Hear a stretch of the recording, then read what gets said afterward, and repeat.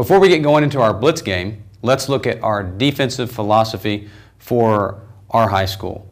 The number one thing that we make sure that we can do is handle our SACR. Okay? Our SACR stands for stance, alignment, key, and responsibility. Now, everybody here knows that those four things have to happen before you can be a successful defense. So from the very beginning, if I'm a coach and I'm going on the grass, if I can answer SACR and say, what are my kid's stances? What is his alignment? What is he looking at pre-snap, post-snap? And what is his responsibility, including his steps on run to, run away, option, and pass?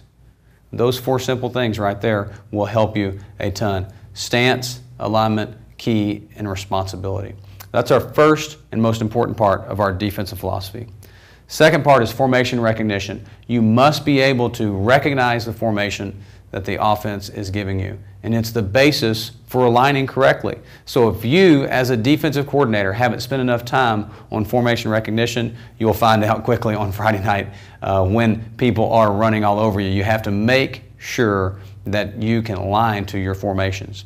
The number three, and maybe the most important of all our defensive philosophies, is swarm. You probably got tired of me talking about that in my last video series, but I can't emphasize it enough that when we line up on the field, we are going to run our butt to the football. That is, in fact, the most important thing that I'll look for in young men is if they have a desire to get to the football, do they have a desire to get off blocks? And that is encompassed all in the term swarm.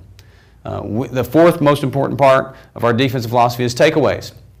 I used to call it turnovers, and I stopped doing that.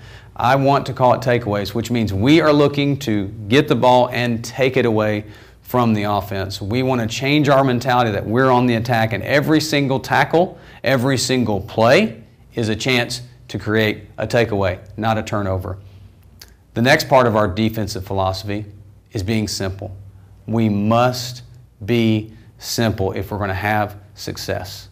If you come up, and I'm going to tell you, it's so easy as a coach to sit there and see how smart you are on Friday night, but that's not how you win. I feel like you must be simple to win. So watch yourself, especially if you're a young defensive coordinator and you're watching these videos.